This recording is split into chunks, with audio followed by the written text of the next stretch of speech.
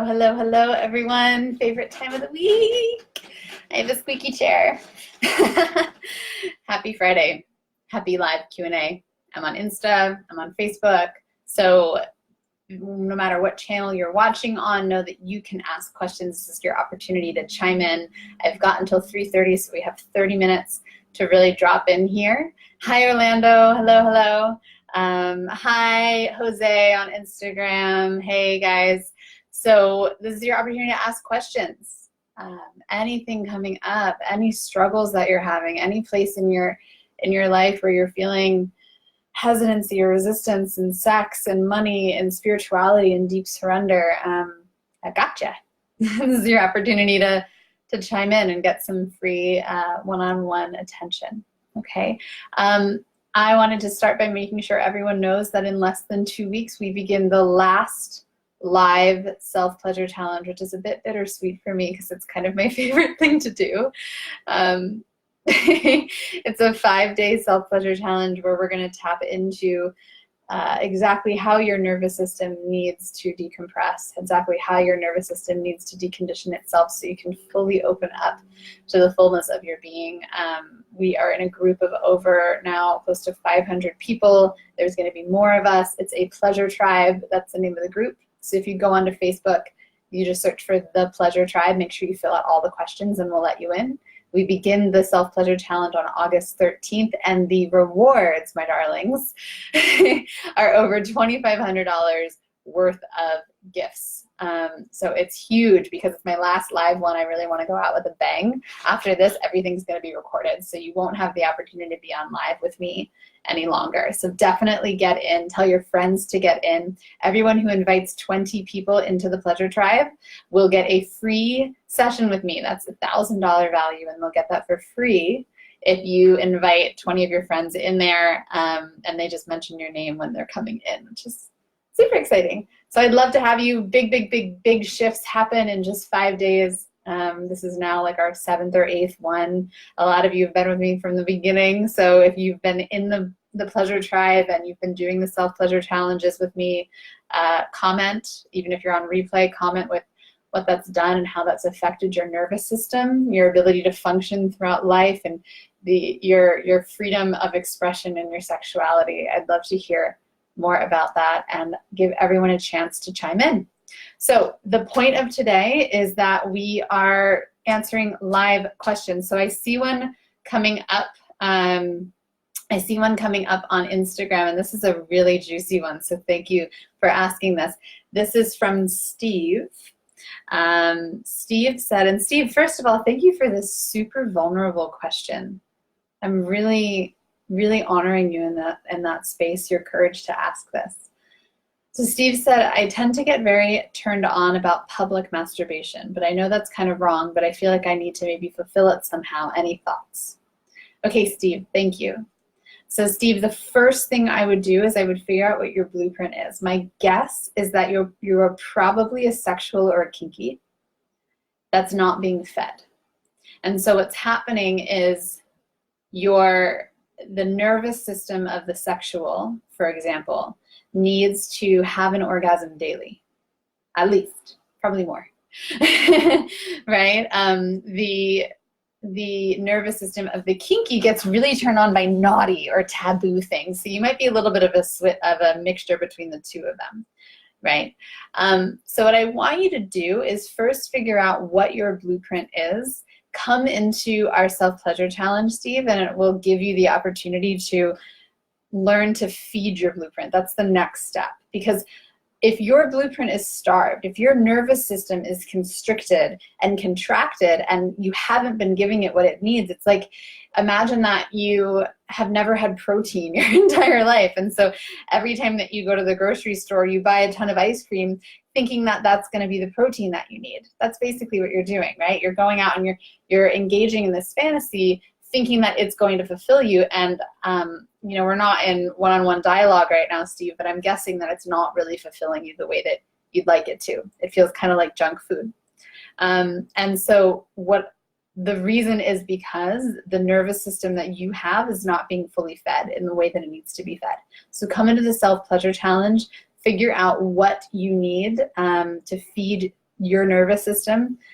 Once you start to do that, you'll start to notice that so there's a thing about desire and fantasy that's really interesting, that as we begin to feed ourselves, right? As we begin to learn that, like, within our own bodies, within our own imagination, within our ability to connect with source, to connect with truth, we stop seeking anything from outside of us. This involves, this could include those of us that blame our partners for our lack of sex life, right? I see this a lot. I see this a lot. Like, oh, I'm not having pleasure because my partner is not having good enough sex with me. Right? Calling you out if that's you. It could also be like that you are judging your own body, right? That you're judging some material thing, and that's why you're not in pleasure. Or maybe it's, oh, I need this. I need a threesome in order to have this fulfilled, right? So the funny thing about desire is that what we think we desire is often not really the thing anyway. I see this a lot with kinky fantasies, where we have a desire or a fantasy, and so many of my clients will then go out, after their 4 months with me, they're ready, and they'll go out and they'll express their kinky fantasy, and then they'll come back to me and they'll be like, meh, it was okay. The fantasy was much hotter, right? So it could be also that this fantasy, as you feed yourself, the fantasy will have less of a charge. The reason that it has a charge so much right now too, Steve, is that you're in shame around it, right? You're in shame because you even said in your comment you think it's wrong, right? And so that shame around it is gonna make it, it's kind of like it puts it in this box of like Pandora's box, and you're like, ooh, right? And then every time you want to get that hit, right? That hit, it's kind of like that addictive hit. You go towards it. Now, what we want to figure out is, what is this part of you that's craving this actually wanting for you? Because it has a gift for you. I don't want to get rid of this fantasy. I don't want you to stop wanting public masturbation. I don't want any of that to end. I want that desire to be honored in you. But what I want you to figure out is, what is the actual higher purpose for this? Is it connection? Do you want connection? Do you want love? Do you want to be able to release? Do you want the ability to let go, and you're not giving yourself that? What's the actual goal? Not just this primal goal of public masturbation that you mentioned.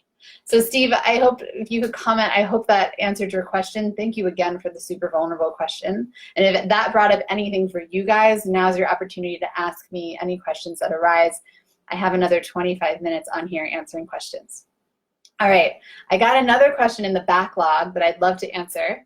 And while I'm answering it, if any questions pop up, anything, any situations in your life pop up, you can totally comment, and I can answer them. So this question was from Joe, who's a friend of mine.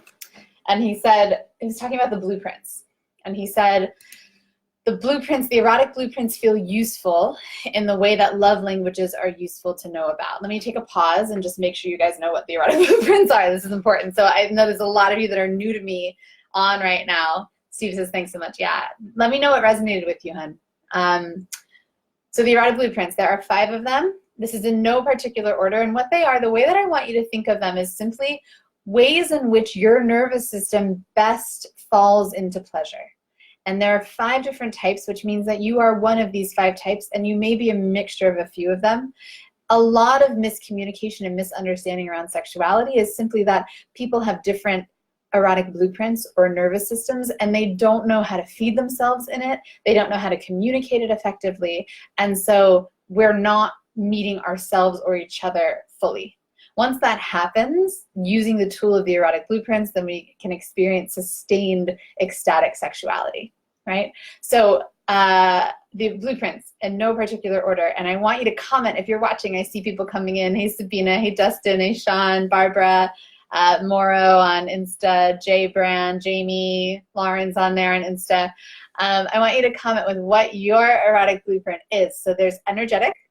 Energetics get turned on by stillness, anticipation, and tease.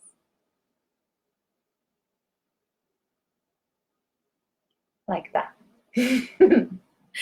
They are in, their nervous systems can be conditioned into overwhelm, right? They can be conditioned into overwhelm. So if you notice yourself going into overwhelm or dissociating out of your body, you may be an energetic.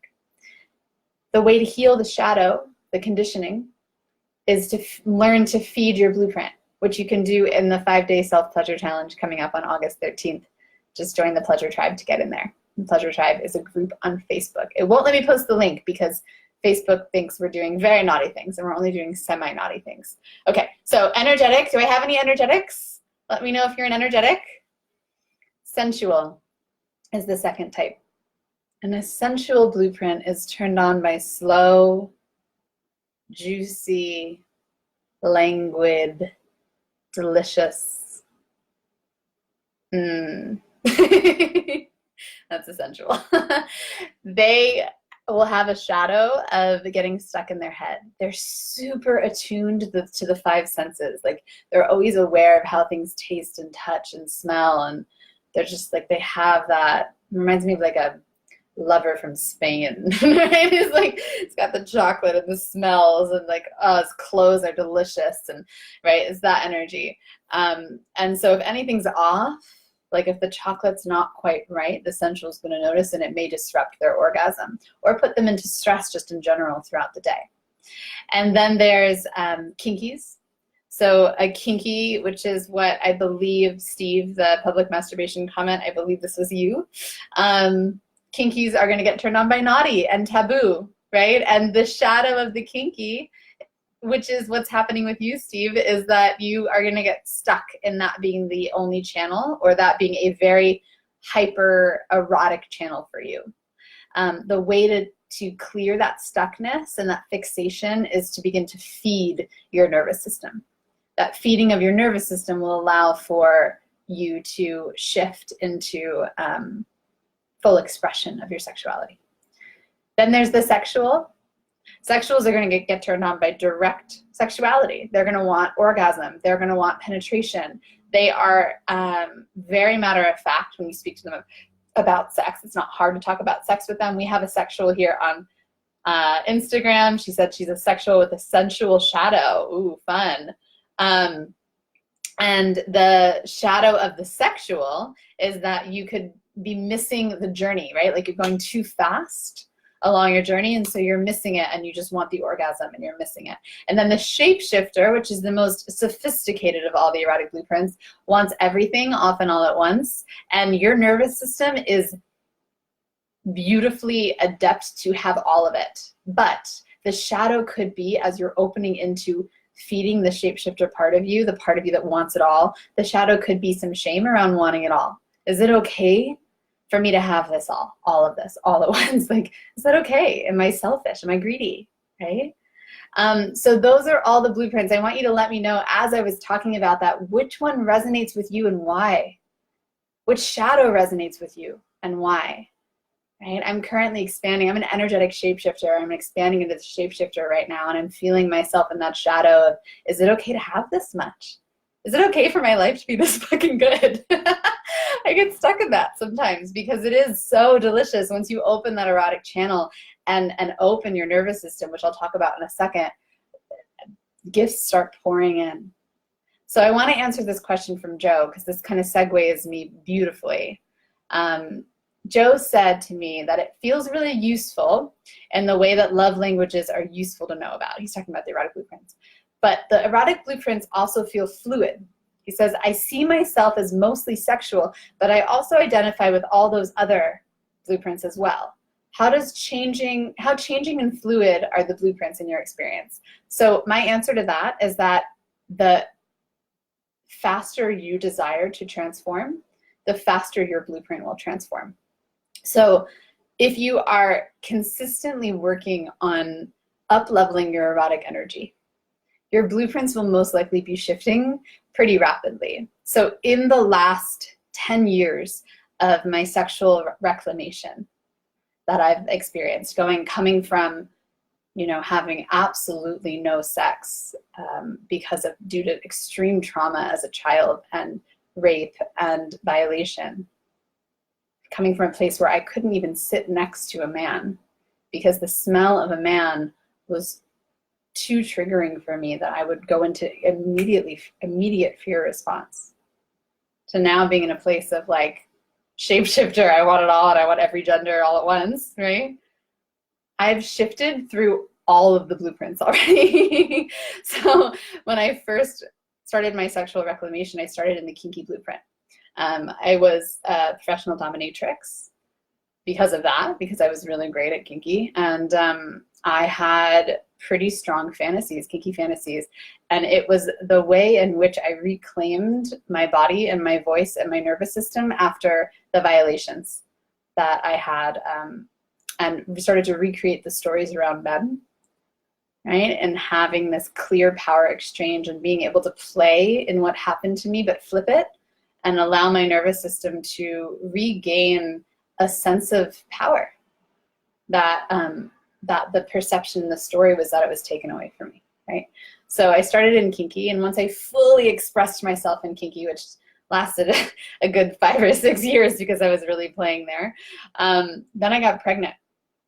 And so this is another way the blueprints could change. So it could be a result of a trigger or a trauma, or the blueprints could shift also if you go through major hormonal changes or major life changes. So I got pregnant, and during my pregnancy, I was hyper energetic, like super crazy energetic. And it was so weird because I was so used to being kinky that my sex drive died. I didn't know the erotic blueprints back then. And my ex and I, our sex life just, like, we lost it. And I was like, what is going on? You know, I was a sex worker. This was so weird for me to not be able to figure it out. I was ashamed. And every time that that my ex would try to touch me, I would freak out and dissociate, right? And like that. And I needed stillness and connection, and I didn't know that's what I needed. So I didn't feed my energetic. So I was basically constantly in overwhelm and constantly dissociating out of my body. That was my entire pregnancy. And then I gave birth. I went through a divorce because the sex died, right? Main reason. And I was in deep grief. I was in deep loss. I was in the story of loss, of longing for that partnership. And so my blueprint shifted again to sensual. I wanted the romantic story. I wanted the story. I wanted the slow dancing in the kitchen. I wanted the contouring touch along my body. I wanted the massages under the moonlight. Like, I went deep into sensual, right? And fed her. And then once I fed her, I went crazy sexual. And that's when I met Jaya and met the erotic blueprints. And then I was like, oh my God, this is what's been happening in my life. And I didn't even know. I remember we laughed, Jaya and I laughed, because the first event I was at, just how outrageously sexual I was. Like, I showed up wearing nothing, and was loud and to the point and impatient. Like, all of the shadows of the sexual was like right there. And I was angry. I remember I got turned on at her event, and I was so angry that no one would have sex with me. That's such a sexual shadow. It's so funny. So then I learned it, right? I had this like moment of, oh, that's what that is. And then I started to feed my sexual. I had a summer after my divorce which I see a lot with divorced women, where I just went, I went crazy, and I allowed myself to play sexually and get all my sexual fantasies met, right? Which was really beautiful. And then I popped back into energetic and finally fed her after that, because I started to learn the energetic more. Before, when I was energetic, I was just constantly in shadow, but I started to kind of find the joy and the pleasure in my kundalini and in the energy through my body. And that popped me open into a massive spiritual awakening that completely changed how I perceived the world. And struggle disappeared, and violation disappeared, and all of my trauma fell away. And it's been happening over and over again with my clients. So it's quite I call it a sex life hack, because it really is a life hack that you can use with sexual energy. It's a bit of sex magic, right? Which is just so gorgeous. And now I'm expanding into the shapeshifter, which is wild, and just watching myself want, everything, like just wanting everything all at once, and wanting, like, I'm never satisfied, it feels like it's bringing up all my shadow of like, oh my God, is someone going to be able to meet me here? And are they tired? And is this okay, right? Is it okay to be a businesswoman and have this much pleasure? Is it okay to be a mom and have this much pleasure?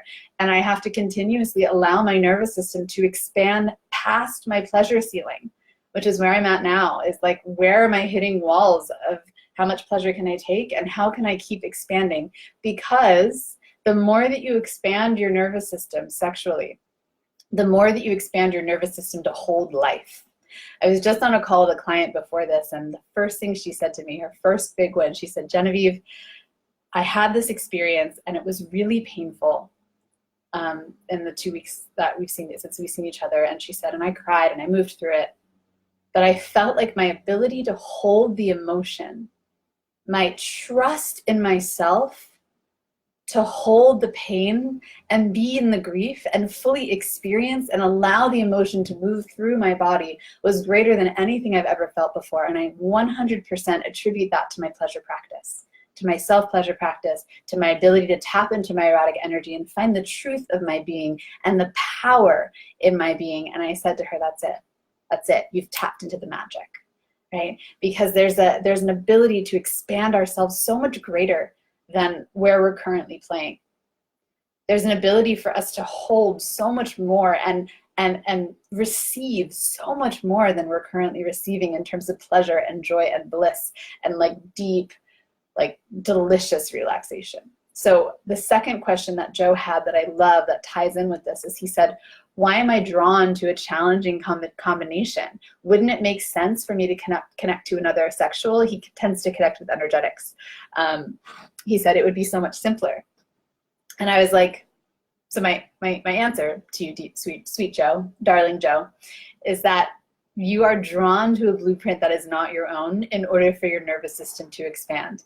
I believe that the universe actually wants all of us to become shapeshifters, right? The world needs us to all become sexually expansive shapeshifters so that we can hold all of the pain and all of the grief in the world today. There's a lot, right? And if we're only playing in one blueprint and we're not allowing ourselves to expand and learn other ones by either, having sexual experience with another blueprint or doing a self-pleasure practice where we wire ourselves to a different blueprint, or really taking the time to work on lifting our pleasure ceiling, right? Then,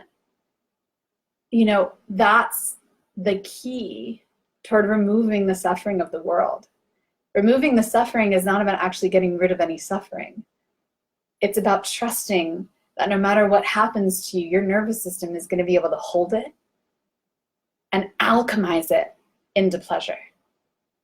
Turn any piece of pain, any piece of grief, anger, resentment, funkiness between you and a partner. How much do you trust your nervous system to go, you know what, I got this, right? So now what I'm seeing with my clients and what I've been doing since this awakening is no matter what sexual situation I'm in, I got it. I can find pleasure in it. And so by learning our erotic blueprints, by feeding our erotic blueprints, by healing our past sexual shadow and expanding our nervous system, sex becomes not the thing anymore. It's like sex dissolves because we can now trust that sex will never be the issue, right? But it's kind of like if you're always worried about whether or not you're going to put food on the table, you can't enjoy the food. And you're always going to be thinking about the food. And so every dinner time conversation is going to be about the food.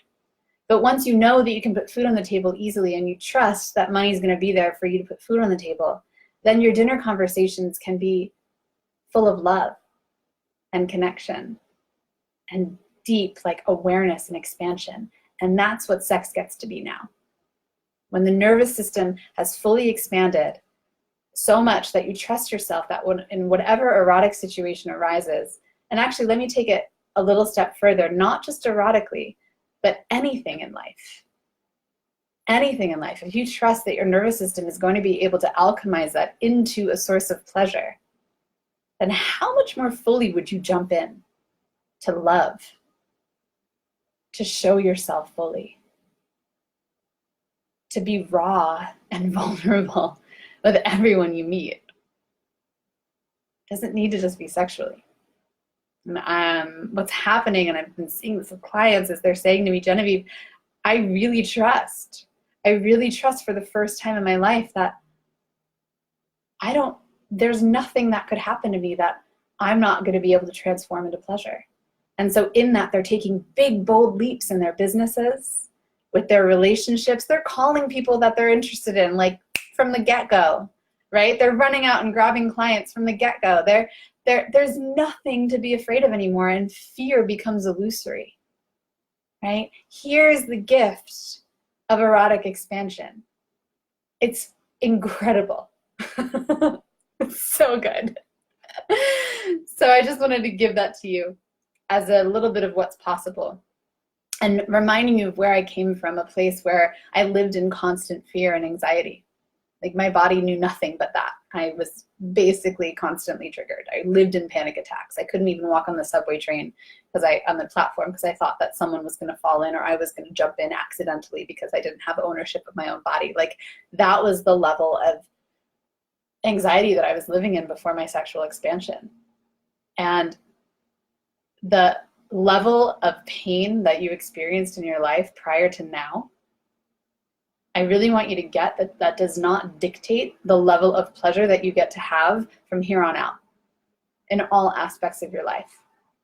That your past experience never, ever, ever needs to create your present reality. It doesn't. If anything, we can take your past experience, and the deeper the pain, the more we can transform it into like, oh my God, ecstatic pleasure. That's what I want for everyone. And that's why, if we can all expand our nervous systems to be fully fed shapeshifters, right? To get turned on by everything, every blow, every touch, every human, then we get to simply walk around in love, and all the anxiety and the fear and everything just washes through us. Our bodies just become a vessel to alchemize all that. But we don't have to hold any of it anymore. Just, right? So just a little channeling, a little piece of what needed to be said today. I've got 5 minutes. If anyone has one quick question, I'll take it. If not, while you guys are typing in questions. Also, if you didn't get a chance to ask a question today, you can type in any questions. Also, if you're on the replay, you can type in #replay with any questions that you have, and I will answer them next week. Will I? No, next week I won't be here. I'm doing a lot of traveling this month. It's a bananas month, but the following week I will. So next week we're off, but I'll try to jump in, just like pop up haphazardly for you guys and answer some questions. So you can type in some questions. I'll put them on deck for next time. And in the meantime, I just want to remind you of the 5-day self-pleasure challenge. This is incredible. This is, we've done this now 7 or 8 times. This is the last live one that I'm doing, which means I will be on live with you every morning at 11 a.m. doing a self-pleasure practice with you. So that you can see how I feed my nervous system, and you can learn how to feed yours based on, what's your circuitry? What does your body really need?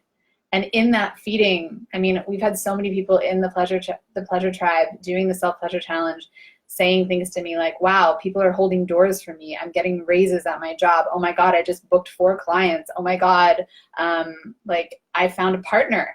Like craziness. Like things are just within a few days. Because that's, the hardest part of my job.